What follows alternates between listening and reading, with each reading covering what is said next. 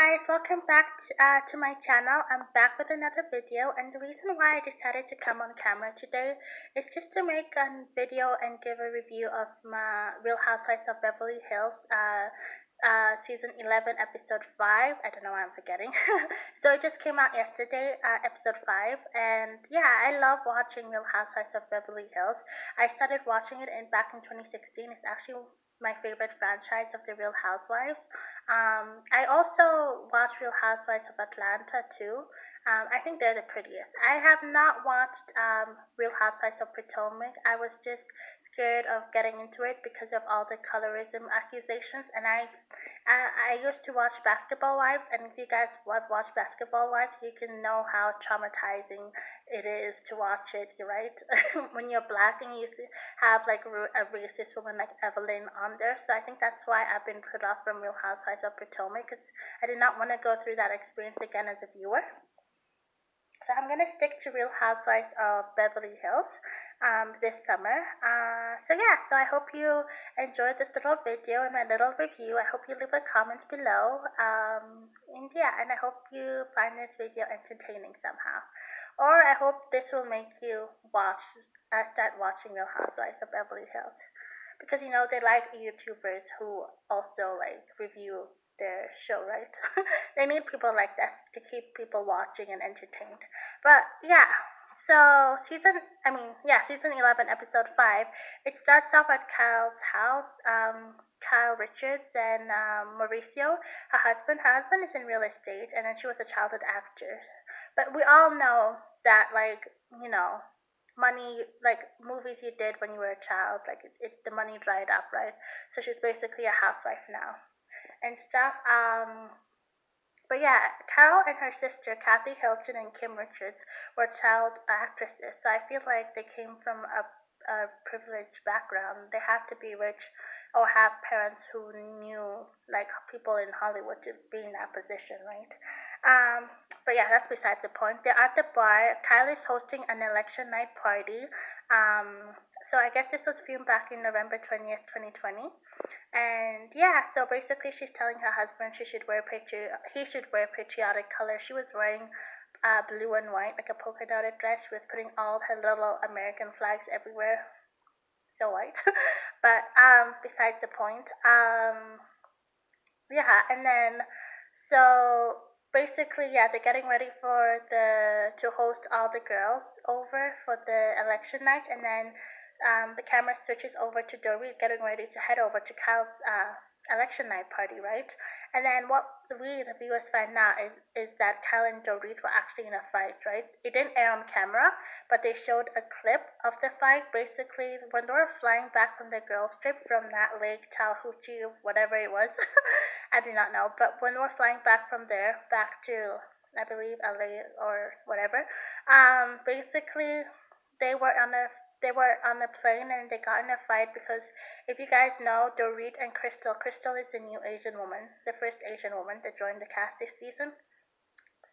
Crystal has been beefing with Sutton, right?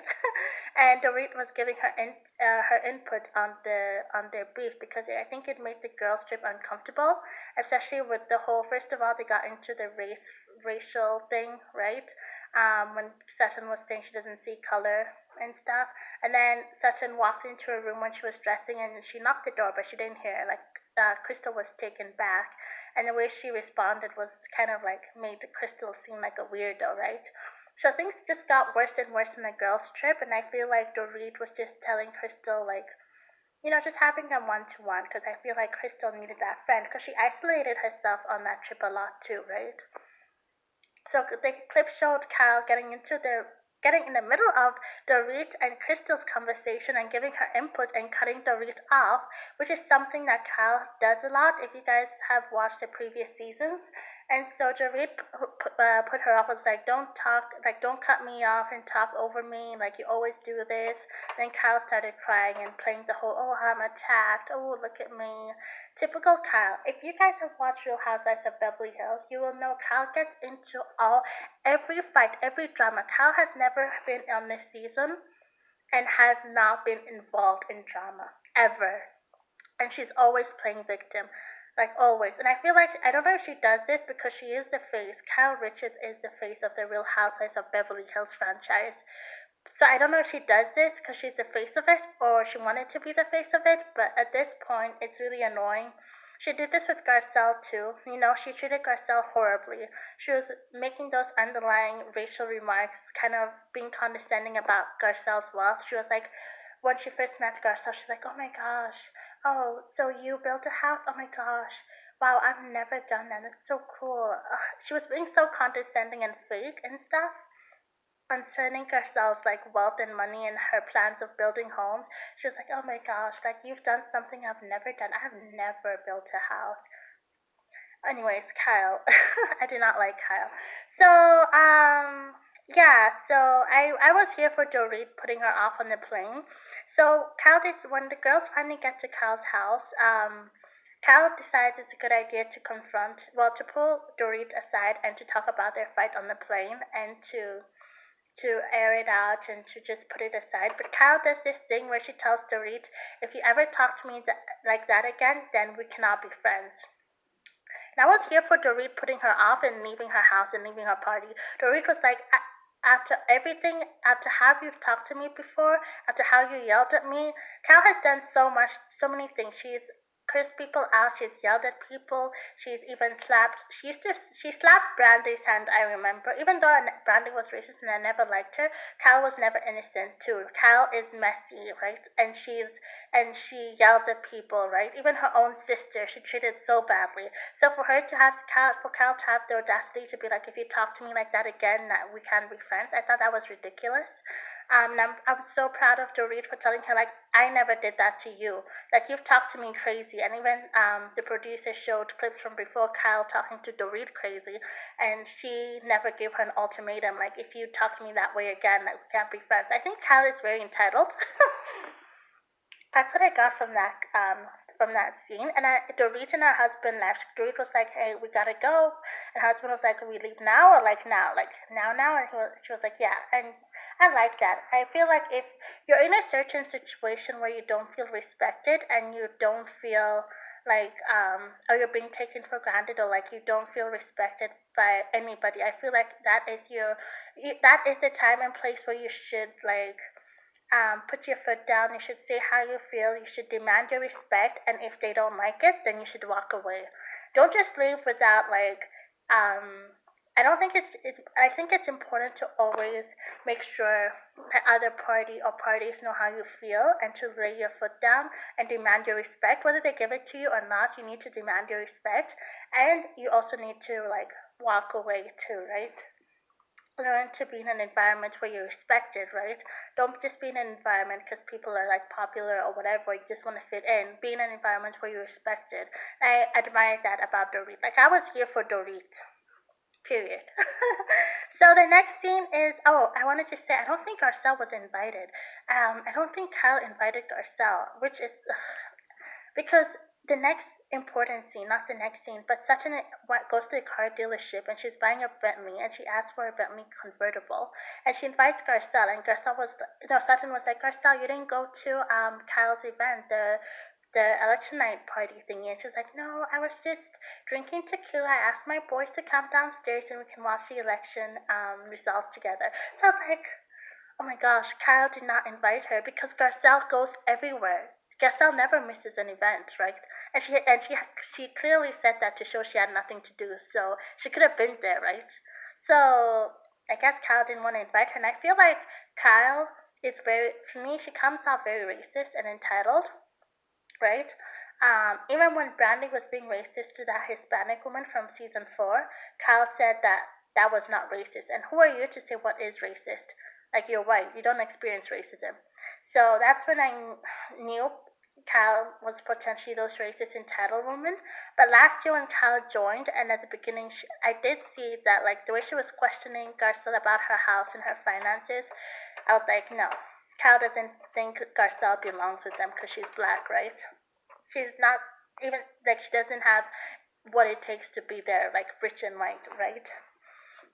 So yeah, so whatever. Her party seemed lame. Her house is not even that nice for a real estate agent, so Garcelle wasn't missing much. So yeah, I found it nice that Sachin invited Garcelle to buy a car. Our car was really nice. I found it weird that Session is 60, oh, in her 60s, and she said this is the first time she buys a car without asking for permission.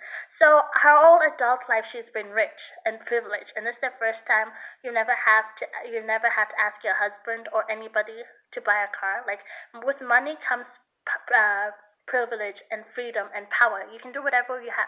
You can do whatever you want when you have money, right? That's why people work so we can have money and do whatever we want and travel to all the places we want to go and do all that. So if you've had all that all your life, and this is the first time that you can, I don't know. I found that weird. Like I feel like Sachin is in the 1600s.